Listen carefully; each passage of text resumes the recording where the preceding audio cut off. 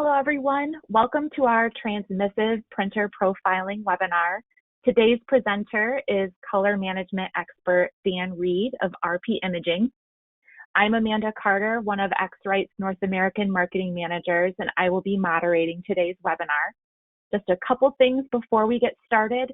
Due to the number of people that are attending, we're going to keep everyone on mute. During the webinar, if you have questions, please use the questions function on the GoToWebinar panel. So a lot of you raise your hands and say that you could hear us just fine, so you can submit your questions in the same place. We'll have some time at the end to do a quick Q&A session, but if we don't get to your question, we'll have someone follow up with you. You'll also receive an email at the end with today's recorded session. And I'll now turn everything over to you, Dan. Great. Thank you, Amanda. Good afternoon, folks. We got a long webinar ahead of us with lots of information, so let's get into it.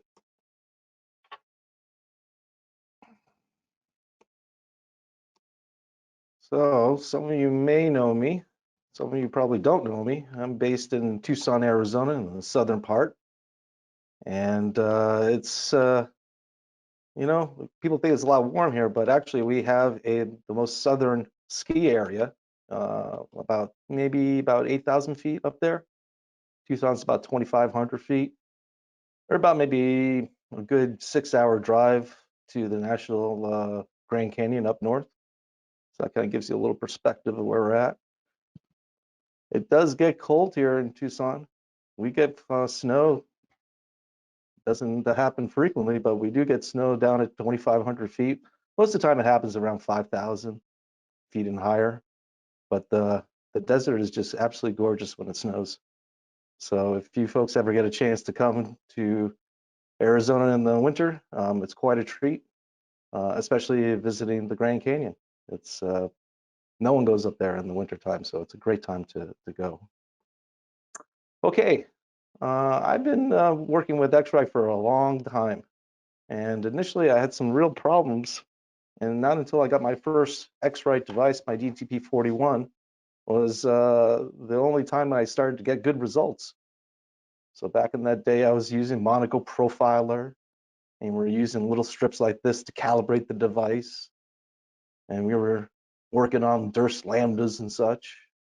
So that was the beginnings of my color management career there.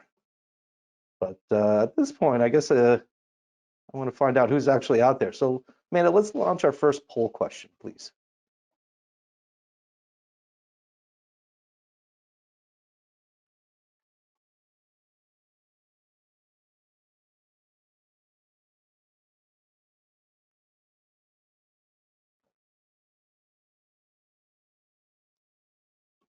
All right, give it a couple minutes, or a little under minute here. Yeah, it looks like we still have some people answering some questions. Okay. Give everyone just a couple more seconds to log in your answers.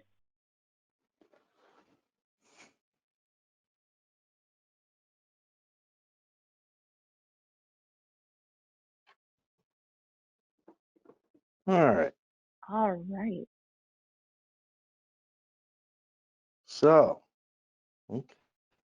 So we got a lot of photographers on here, fair amount of dealers and consultants, and a lot of people that don't know what category they're in. Okay, that sounds good. Amanda, do we have a follow-up question to there? Yes, we do. I will get that up on the screen for you here. Okay.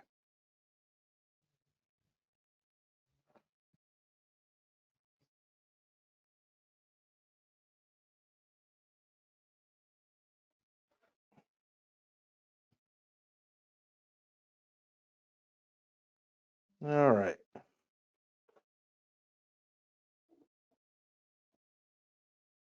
Couple more seconds here as everyone's logging their votes.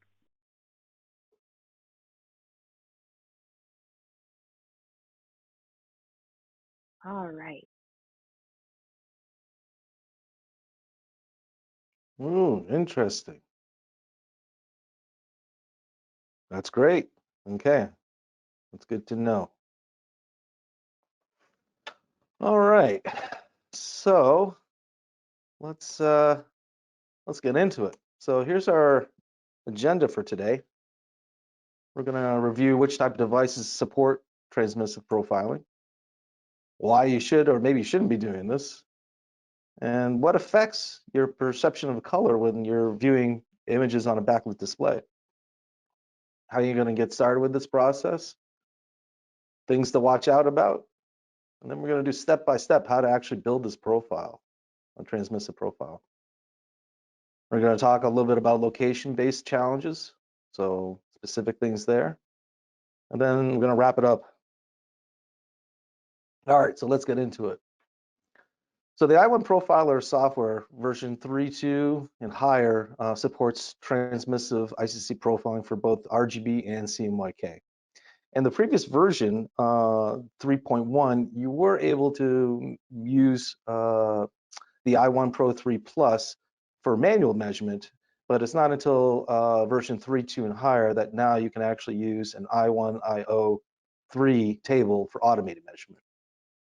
So this version has some unique features that address transmissive profiling, which allows us to characterize the back source, so decouple it from the viewing light source, along with doing some data smoothing. Okay, so here's the type of devices that we have available. So you have i1 Pro 2s and 3s, but it's not until you get the Pro 3 Plus that you actually can do transmissive profiling. And that's available with the photo or the publish. So the publish allows you to do RGB and CMYK transmissive profiles, where the i1 Photo Pro 3 Plus only allows RGB profiles. And actually this year, the i1 Publish Pro 3 Plus and the I/O table was awarded the product of the year. So that's a nice little accolade that they've picked up this year. So let's discuss why it's so different. When you're doing transmissive profiling, the light source is actually behind the media instead of in the front of it. And it's used to illuminate it. And you've seen these all over the place, right? From sitting on the signs and even to trucks that are driving around with these backlit displays having stuff. But the media white point and the opacity of these displays varies quite greatly. So what do you do when you're not sure about how the product's going to be viewed? So I've been fortunate enough to have some pretty cool clients to work with, and I reached out to some of them and got some images of the work that they do. This is from Pulp Studio in California, and you can see two jobs that they printed here. But the question is, how are we viewing this? One on the right-hand side is viewing from the inside, and the also one on the left-hand side is viewing from the inside. But this is something that you could also view from the outside. So as the light changes on the outside, the color is going to change the product. And as the ambient light on the inside changes, that also is going to affect your perception of color. So you've got a real challenge here of having a light source from the outside and a light source from the inside. But what happens when you've got an exterior and an interior to deal with? Now you got even more of a challenge. Well, how do you kind of color manage that? What's the viewer experience on the inside, and how is that different from the experience on the outside? Backlights are not the only variable that's coming into play here. This one is actually backlit fabric mounted in the custom backlit booth there, viewing box. And if you look at the top, you'll see that they actually put point light source on the front as well. So it's illuminated from behind, but it's also illuminated from the front. But the ambient light can also have a big factor in there. So this image on the right-hand side, you can see looks really dark and blue because this particular light source is different from the other light sources. And also the ambient light is much lower in that area too. So the way that someone would deal with that is that they would go back and actually color correct the file.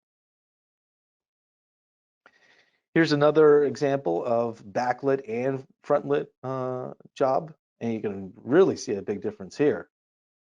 And so the light source on those backlits on the top is probably fluorescent. What type of fluorescent? Who knows? The ones on the bottom, well, that's just the ambient light from the front. So they're not backlit. So you can see you got quite a bit of difference there between those two type of jobs or prints. You also have to contend with when it's out on marquees.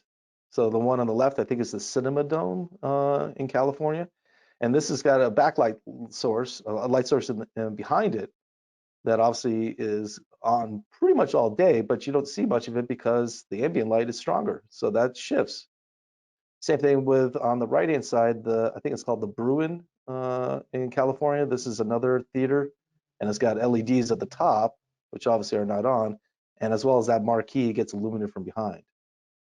So when you're doing these jobs, and maybe the photography is not so great here to illustrate this, but it's hard to kind of to deal with, a light source that is constantly changing on you.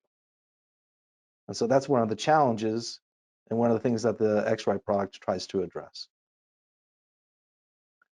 Okay, here's another one from Pulp Studios. I think this one's super cool. But the question is, where is the light source on this? How are they looking at this? This is actually a bank, the interior of a bank. And talking to Pulp Studios, they said this actually is illuminated from the top. There's actually ceiling lights or skylights, I should say. So that's ambient light that's coming down from the top, and that's how this thing's being illuminated. It just is gorgeous. But here's another example of the same type of job being hung in a different area, and you can see that the color is radically different because there is no ambient light from the skylight illuminating it from the top. So they've got a difference here that they've got to deal with because the lighting has changed. Obviously, the printing hasn't changed. So the perception is going to be different. And so they've talked about different ways that they handle this, but that's something that you need to consider is basically viewing environment. All right. So what do you need to get going here? Well, you're going to need an i1 Pro 3 Plus. The i1 Pro 3 is not going to do it for you. You need the Pro 3 Plus because it has a much larger aperture. It's an 8mm aperture versus a 4.5mm aperture on the i1 Pro 3. You want an LED light source? Ideally, LED because it's got a less variance across the viewing area in terms of color, temperature, and luminosity. And the other aspect, which is even more important, that it's much thinner than a traditional transparency box. So we want to make sure that we have a light source that we're placing on the I/O that's not too thick, because if it's too thick, we're going to have to deal with raising up the head.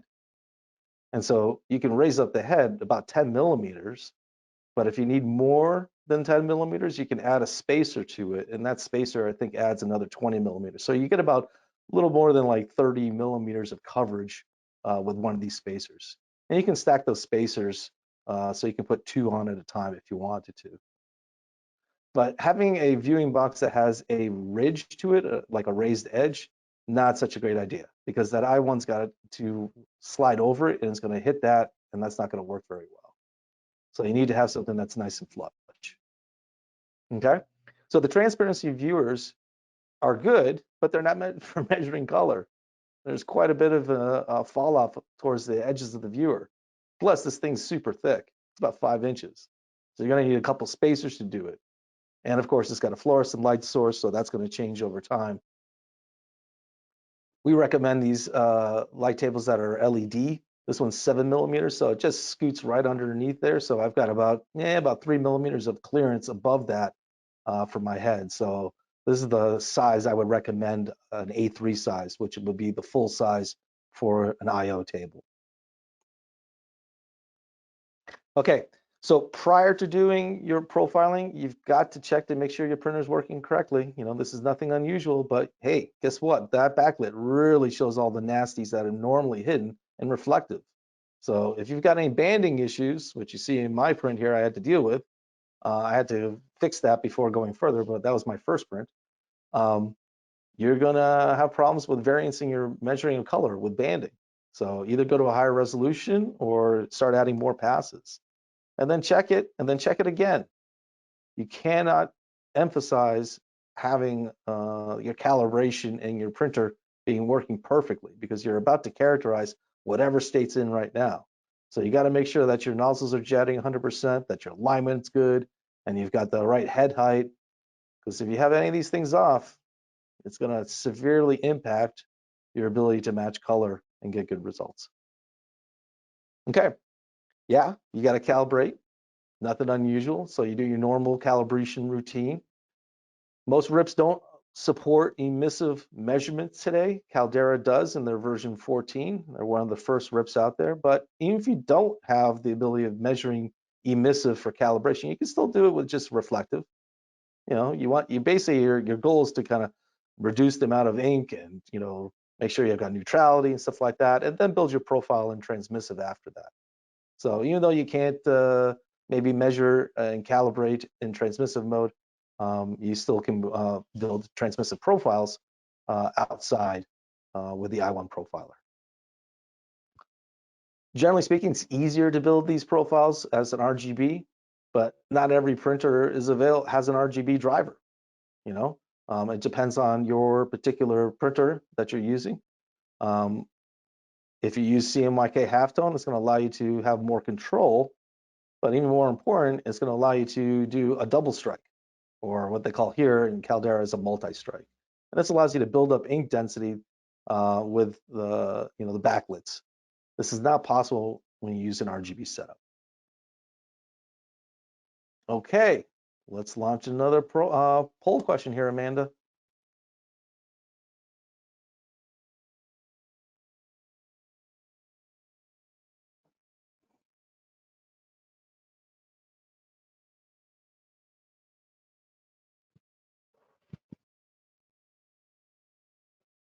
Give everyone a couple more seconds. You guys are answering quick this time. Good job.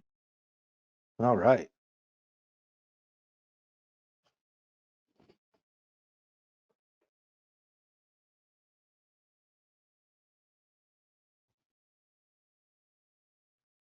All right, here we go. Survey says mainly no. Well, good, because we're about to go through this right now. So excellent. Okay. Let's do this. All right. It's going to be a process here. Here's all the steps that we're going to have to go through to build this transmissive profile. So the first step is we're going to define how many patches and for your profiling chart. So initially it starts off with 420, but that's good to start just to get an idea of what's going on, but it's really not enough samples. So if you're going to be doing RGB, I think you should be looking at 2,000 patches. And if it's CMYK, you should be considering at least 1,500, potentially double that if you have the ability to do so. Okay, so here's my I1 IO table. I'm going to mount to the male fitting on the IO table the female here on my i1 Pro 3 Plus. So it slides right back in there into the cradle. You can kind of rock it back and forth. And then once you've got it nestled in there, you're going to slide this black flizer away. So now you can see the viewfinder there. So now it's locked into place. Okay. Now I'm going to unlock it. So now it's in unlocked position. Now it's back in the locked position. Okay. So now we got the I1 mounted. Now, if you have your light table there, you'll notice that this thing is going to knock into it if we don't raise it up. So I'm going to raise it up right now. Now, my backlight light table is about 7 millimeters. So I've got about 10 millimeters of clearance on this IO table. So I've got just enough to scoot this thing over the top of it. Cool. All right. Okay. So let's now maybe launch the software, and we'll get into building our profile here.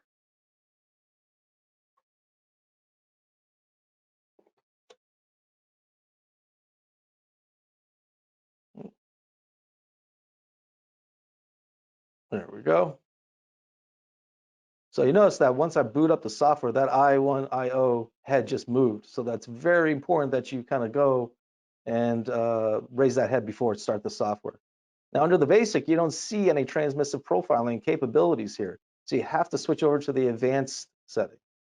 Now under advanced, now you can actually see that you've got on the bottom there, just above the scanner, is the ability to do transmissive. So right now I'm doing a CMYK profile. Okay. And down here we've got the IO version, and the one above it is for doing manual, so without the IO. So I'm going to use the one that's got the automated, the IO, which is the one underneath it. Okay, I'm going to click that.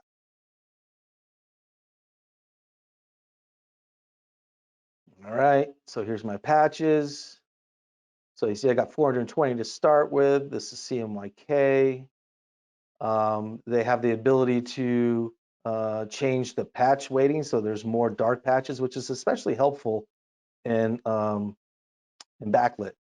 But if I switch this to RGB, then I'm going to go back here, hit the back, and going back to switch this to RGB now. Okay. Now I go back into my transmissive IO profiling workflow. You'll see now I have less options. I don't have the ability of adjusting more black patches there. Okay. All right, I'm going to go back and switch this to CMYK because I'm actually using a RIP and printing in CMYK. Here we go. Okay. All right. So I'm going to start off by changing this patches of 420 up to 1600. Boom. All right. So I got 1600, and that's a good place to start. But watch what happens if I bring up the patch count, so the generated patches here.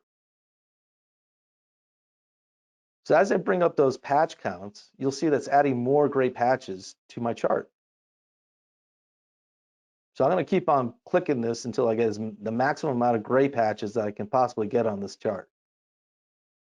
And you see now it just switched over. So if I hit the back button or just go back one patch, you'll see it switches again. Right? Okay. So I'm going to do this, I think, at 1620. So I'll just add a couple more patches to it. This may be the reason why they came up with 420 originally. All right. Okay, so now we got 1620. We've got our weighting there. But you notice that all the patches are grouped together. And probably wouldn't be a bad idea to kind of chaotify this package, or in this case, scramble them. Okay, so now we've got them scrambled. So if there's any variance, we're hopefully going to not have that show up as in our profiling. Okay. All right, step 2. We're going to define the size of our test chart. Okay.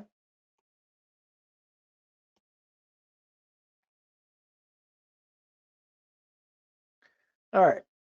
So I've got translucent media selected. You see I've got letter size, and at letter size, I've got 13 pages to measure, but I'm not going to do that. I'm going to switch it over to A3. Now I've got 8 pages. But truthfully, it's actually 7 charts in one template. So there's only 7 pages there.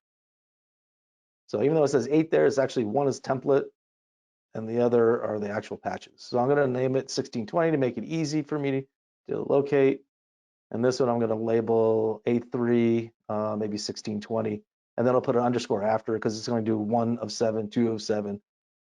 That's kind of like a suffix there. Okay. Cool.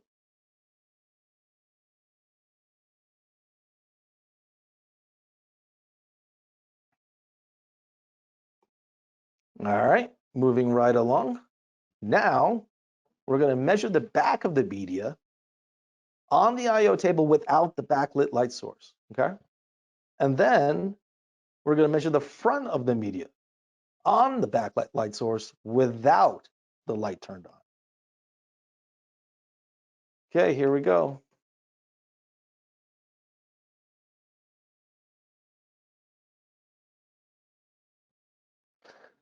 All right. Let's let's see here. Are you still playing? There we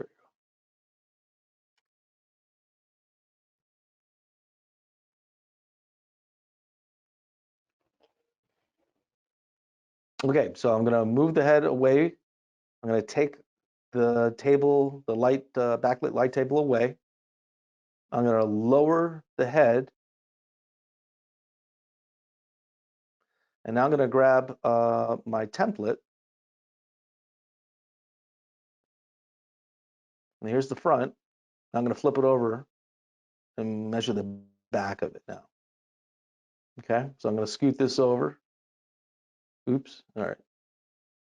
All right. I'm gonna adjust that head a little height a little bit, so it's good. And boom. All right, got my measurement. Now I'm gonna do the next one, which is the light box measurement with the light off. So now I gotta, again, move the head back in place there to the home position. Now raise it back up. So I'm gonna crank it back all the way up to 10 millimeter, you know, the highest position that I can. Remove my chart, and now grab the light table.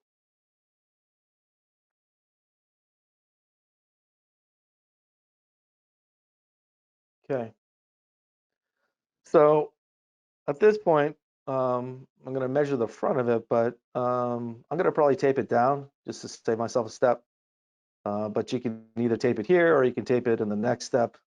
Point is that we want it to be fixed here. So let me grab some tape and I'll just tape this to my box here. I'm just using some drafting tape, nothing special here, just something that's easy to pull on and off.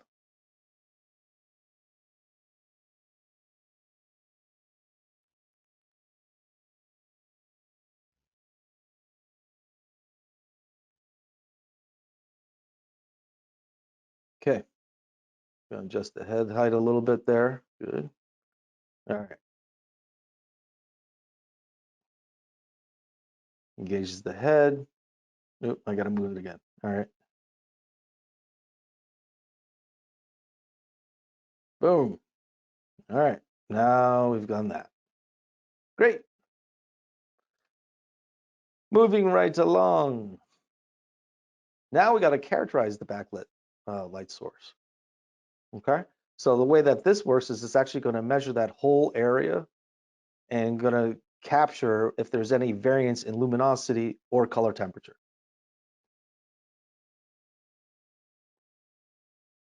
Here we go.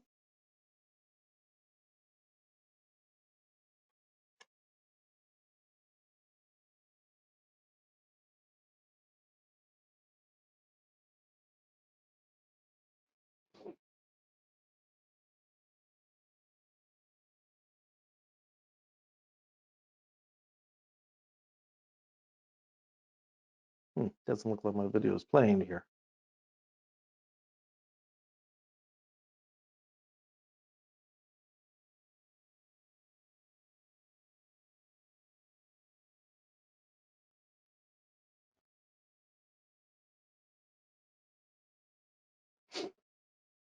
Technology. All right. So I got my light source on. Ideally, you want to let this thing warm up, right? It's not gonna really warm up per se, it's LEDs, but I don't know. I would like maybe wait a little bit before measuring, like, I don't know, 5 minutes or so. But the big thing is notice I got this chart a little bit shifted over too much. So I gotta shift it over a little bit so it lines up with that IO table white mat. So I shifted over just slightly there, so now it lines up. Okay. So now we have to tell it where the geometry of this template. Go and click measure, moves the head out, and now what's going to look for is asking me to find this little crosshair at the top left-hand corner. So I'm going to move the head there, use that visor, and define that top corner for it. Now it wants me to do the bottom corner, and now finally the bottom right corner. Okay. Gives me a little message that says, "Are you sure?" And you're like, "Yeah, I'm sure." Okay, so it is doing now a spot measurement. This is why you have 8 millimeters. This is why you have a light table. It's doing a spot measurement. It is not going to scan. So you see, it takes a little time for it to actually measure. I'm thinking it's almost about 3 seconds per measurement. 1 Mississippi, 2 Mississippi, 3 Mississippi, something like that, right? To do a whole page, maybe about 12 minutes. So not speed demon, but you can walk away from this, right? That's the whole point, is that you can define this and then walk away, come back, throw another chart on, no harm, no foul. That's the major benefit of this, is that though it may take a little time, it's, as they say, hands off. All right, let's speed this thing up a little bit here.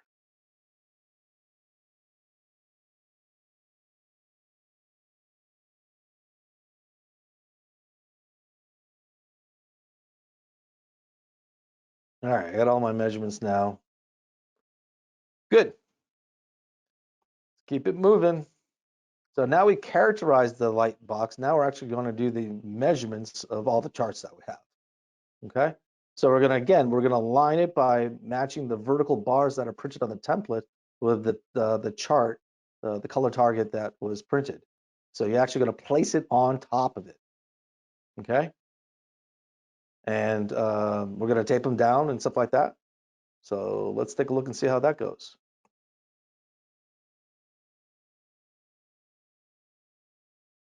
Here's my chart. You notice there's a black bar here and a black bar there. Goes all the way down. So I'm going to align it to those black bars on the template.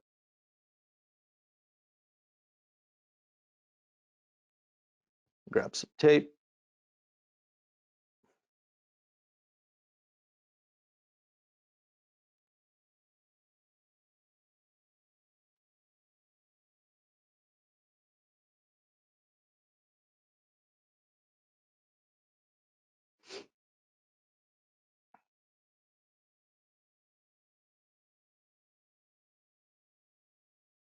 Okay. Now I got it taped on there. Now I'm going to hit continue. And it's going to say, hey, where's the top patch? Where's the top left-hand patch? So I'm going to move over here and now find the top left-hand patch right there. Use my visor, tell it where it is. Boom. All right, got the first one. Now we got the bottom left. You guys have probably done this before.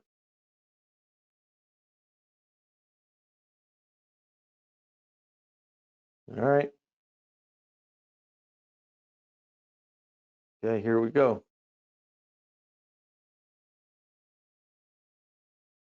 So you know if the RIP software or your other software is working correctly with the i1 in transmissive mode if it's not scanning. It's got to be doing spot measurements. All right, let me screen this up here. You don't need to watch this thing measure forever. You've seen that happen before, I'm sure. Okay. Step 6. Ooh, this is the fun part now. We're going to adapt the measurements to a specific light box. Okay. So that would be the customer's viewing light box. So it's best to do it with no lights on, at night or completely dark, or you can use the same backlit light source that you use for measurement. So that's what most people do, and that's okay. But we're going to see what happens when we actually go and measure something different. So first, I'm going to show you the process of how it is in i1Profiler for measuring. So here, this is how you're going to measure the light box. So now you're actually going to remove the i1 device from the I/O table. You're going to connect it again by USB. You're going to calibrate it. So it's off the I/O table. And now you're going to measure the light box with the light off, okay, with your template attached to it. And then you're going to measure the light box with it on.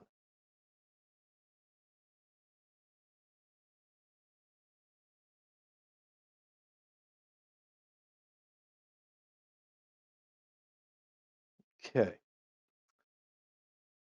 So here is my LED light box. So I'm going to save this data I like to save each step, especially considering there's no way to save a workflow, unlike other areas in i1Profiler. And I found out actually that by saving these steps, they actually are kind of the workflow. So every step that you save actually includes all the previous steps. So it's almost like a workflow at that point. So it's not just saving the data of that step, it's saving all the previous steps as well. Okay, so here's me out measuring a backlit light source that's near my office. So I went out there with my i1 and took a measurement of this absolutely horrible light box. That's actually looks like it's kicked in a little bit too. I mean, it's this is just normal. This is what things look like. And so I took that data back, and we're going to take a look at that in a moment. All right, so step 7, we're almost there. We're almost there. Now we can adapt the measurements for ambient light. So the previous step was dealing with a viewing box, right? The backlit light source. This one allows me to deal with the ambient light. So you actually have 2 ways of dealing with light sources. Now, truthfully, I haven't played too much with the ambient light and the viewing box, so I'm not quite sure how those two interplay. So for right now, I just kept it at D50, but that's something I might investigate when I have some more time. Okay. So here in the ambient light, you can either select, you can measure something if you wanted to with the ambient light head, or you can just type in a particular Kelvin temperature, or you can use some of the standard illuminants if you wanted to do that. So if you knew it was tungsten, you could select illuminant A. Okay. So now we've told it the light box, we've told it our ambient. Now we're going to get into what settings to build our profile. All right. And again, I'm sure you've seen this before. You know, since we're in CMYK, you know, I've got options of dealing with black generation. If I was in RGB, I would not have that option. So right now, I'm just going to make some quick changes. Because I'm using an Epson printer, I'm going to start that black a little earlier. I'm going to make the black curve a little bit lighter by using a medium generation. These are just personal preferences. And depending on how the profile turns out, I might come in here and actually use some more data smoothing. But I'm going to leave it at 50 right now.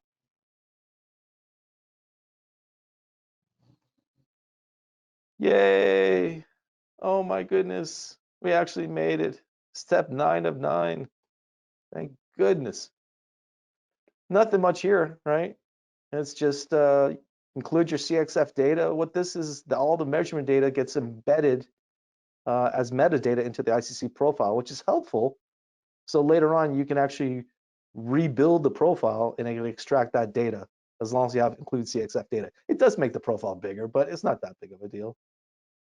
Under profile distribution, I don't normally put things in my user level because I build a lot of profiles. I mean, a ton of profiles, and that list my user list just gets completely clogged. So I use a different folder just to save my work to make it easy for me to find it. And so you build your profile, and there it is, yada, yada, yada.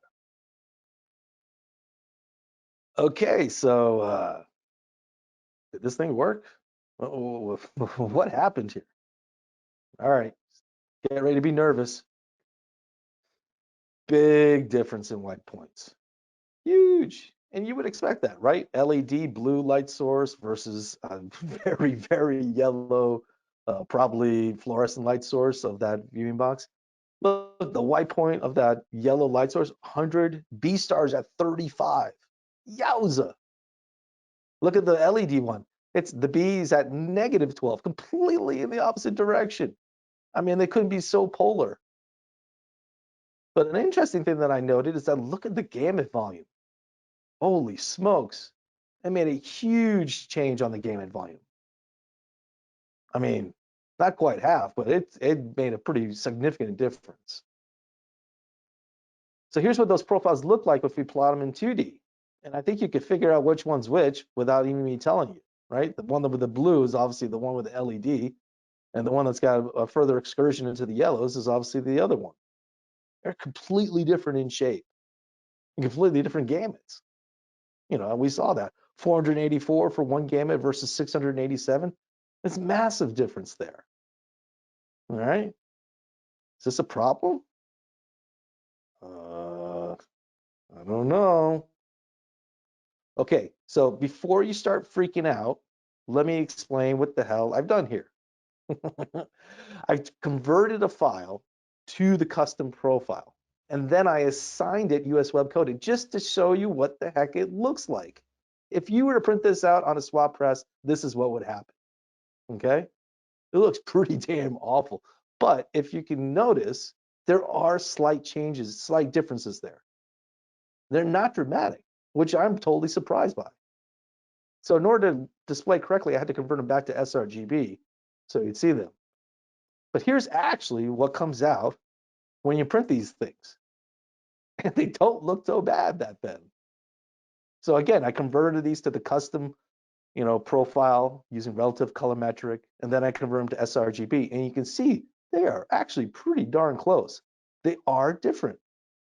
You can see it in the yellows. You can see it in the skin tones. Here's what this looks like on the LED backlight source. The image on the left is the one that's targeted for that urgent care, that yellow type of light box. The one on the right is targeted for this light box. So the one on the right is the one that you could say use as measured, the measurement light source. That's what you would get for results. So what does that look like? Again, it's maybe hard to see across the internet, but you'll see on the right-hand side that it's slightly redder and it's got slightly better modeling. Look at the yellow on the sunflower, a little bit better in there. But surprisingly, the one on the left ain't so bad. It's not horrible, is what I'm saying. I mean, it's okay, which I'm totally flabbergasted by. Like, I would have thought that they would look pretty different, and they don't. All right, so here's that horrible sign again. And I went up there and took the same image, made some bigger prints, and went up there and said, okay, we'll see what that looks like. So the one on the left is what was targeted for this light source. The one on the right was targeted for the LED. And again, I don't know how this kind of displays across the internet here, but the one on the left has the right modeling and the right skin tone, whereas the one on the right, of course, has a little more yellow and is pumped up. So it's doing what it's supposed to be doing, and it's actually doing it correctly, and it's doing it better than I would have anticipated. So kudos to X-Rite for this. So you really got to consider how things are going to be viewed. The backlight source does actually impact color. The ambient light, as you also know, is going to impact color. But you also need to consider how far are you going to be from the job? Where are people going to be viewing this? You got to be on top of everything, man. You can't slouch on this stuff. You got to make sure that the printers are printing perfectly. Anything that's off, it's going to show up in like spades. It's going to be a huge problem. Consider if you can do a double strike if your media can hold the additional ink load. My goodness, we made it to the QA. All right, Amanda, let's open up the question and answer. Yes, awesome. It looks like there were a few questions that were submitted throughout our presentation today. If you guys have any additional questions, feel free, everyone, you can start submitting them now. I'll start up at the beginning and maybe work our way through if that makes sense for everybody. First one was in regard to, don't you need to set the i1Pro3 preferences first, like the M0, M1, or etc.? No, because when you're doing a measurement, your measurement is spectral, and that spectral is encompassing all the information. So you can derive M1, M0, M2 from that. So you don't have to specify anything per se when you're doing your ICC profiling. Now, when you're doing your calibration on a RIP, yes, that's where you want to kind of specify that. But it's not something that you would specify in the i1Profiler software.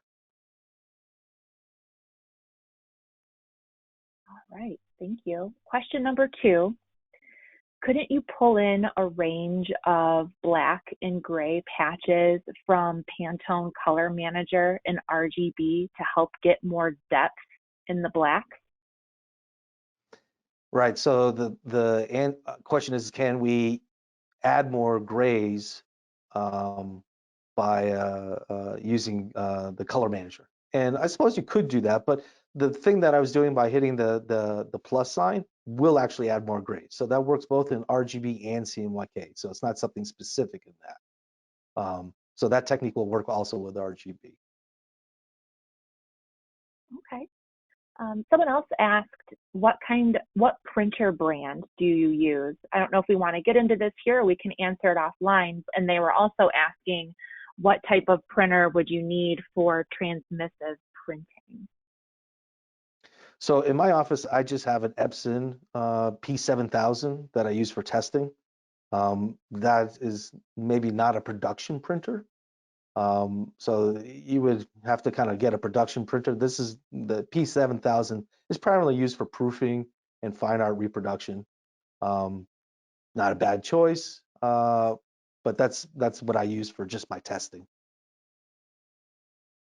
Okay. See, we have another question. Do you have to use the auto table or can you use a manual ruler? Great question. So yes, you can do it without the IO table. So you can buy a light table in just an i1Publish Pro 3 Plus or an i1Photo Pro 3 Plus and be able to do those measurements directly on the table without the IO. So the IO is not a requirement. Okay.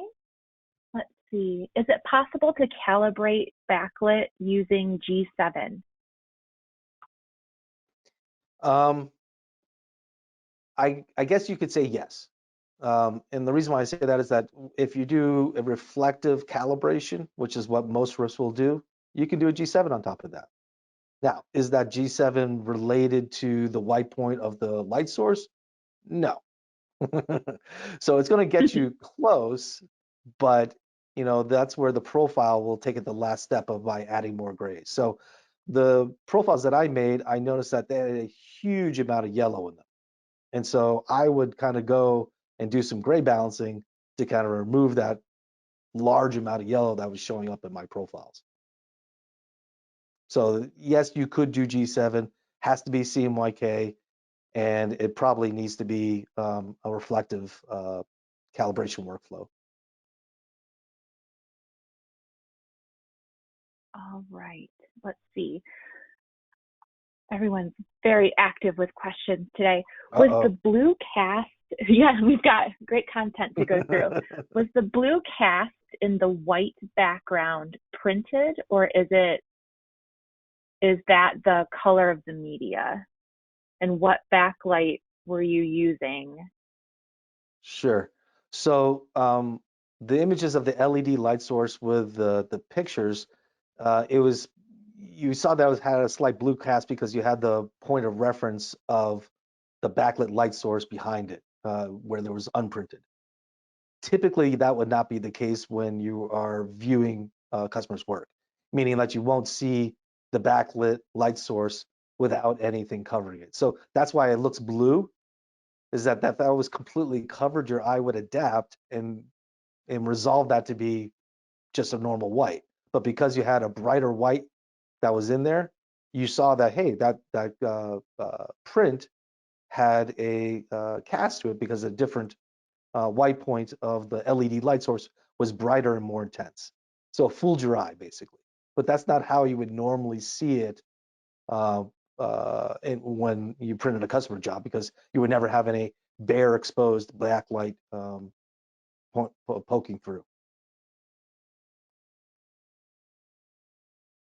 All right, do a couple more. Does the CRI quality of the backlight table matter, the LED backlight table matter? I'm not sure.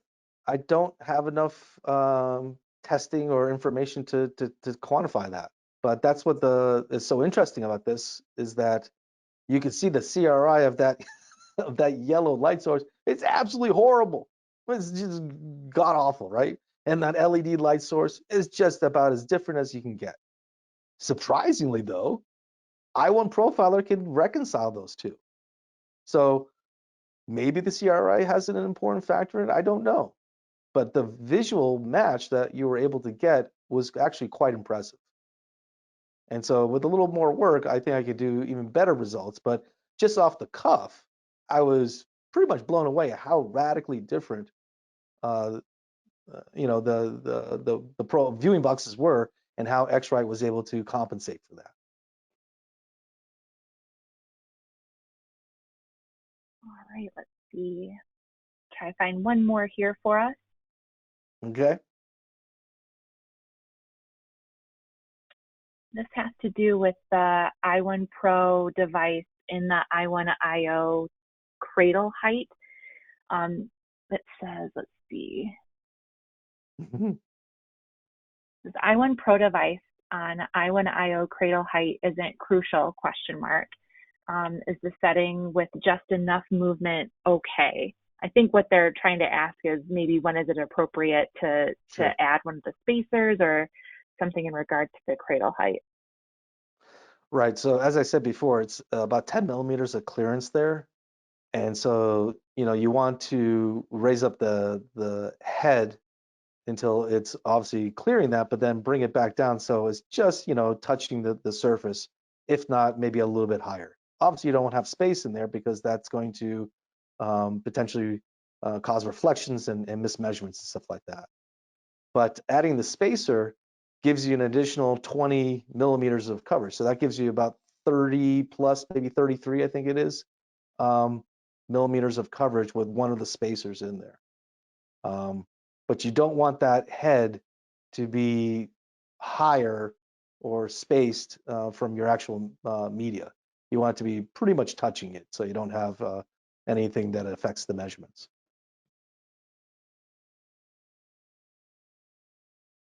Awesome, thank you. That looks like that was our last question. Okay. So I got a bonus for you guys. I got these images that you can download that have the ICC profiles embedded in them. So if you want to go to this URL or this QR code, I think Amanda's posted that in the chat as well, and allow you to get a copy of this PDF presentation as well. All right, we made it to the end. Oh my goodness, we're on time. How is that possible? We did it. We did it. Well, hey guys, thanks for spending your time, your afternoon here. If you have some further questions, definitely reach out to X-Rite directly, or if you want, you can email me. You saw my email address. I'll be happy to help you out. And everyone have a wonderful holiday. Thanks for attending, everybody. Yes, thank you. And just one more thing before you wrap, and to remind you, I saw a lot of questions come in. You will receive a recording of this. You can review again. A few of you weren't able to catch the beginning. So you'll look out for an email. You'll be able to see the link to the recording. And thanks again, everyone, for joining. Have an excellent rest of the day.